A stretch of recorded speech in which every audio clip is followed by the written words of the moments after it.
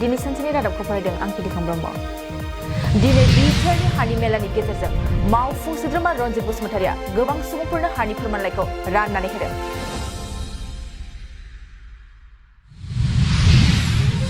चिरांनि बिजनियाव सरकारनि मावख'नि बेनारखौ दादागिरि आसुआ बोखारनानै बिटिआर सरकारखौ हुमखि होदों।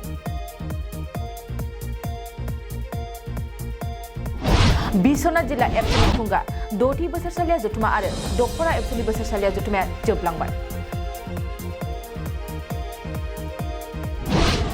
क'क्राझारनि फाइन आर्ट्स कलेजाव फरायसाफोरनि खुंथि सारनायखौ बिटिआरनि बिबानगिरिफ्रा खौरां लादों।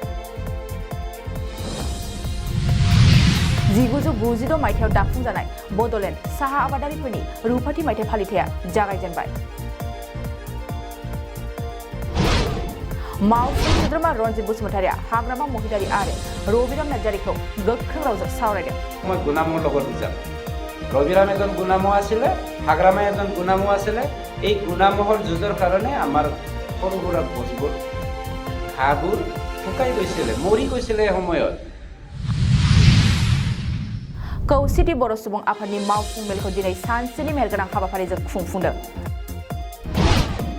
सनितपुर जिल्ला एबसुनि खुंगा 50थि बोसोरसालिया जथुमाजों लोगोसे स्वर्णाथि मायथाइ फोरबो फालिथाया जागायबाय।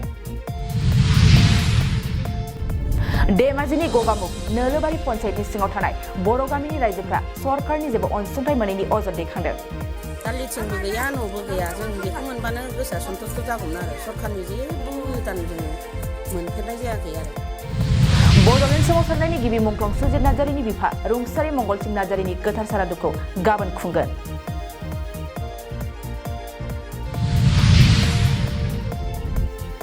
दिनै सानसेनि रादाबा एसेनोसै, गोजोन्थों। नोंथाङा सानाय सुनाय बेरामनि जेंनायाव गोग्लैदों नामा? जुदि नोंथाङा सानाय सुनाय दंब्ला जिंगासिनांगौ गैया। चिरां जिल्लानि बेंटल गेट साफागुरियाव दायो एसआइ निउर' थेरापि सेन्टार दंसै।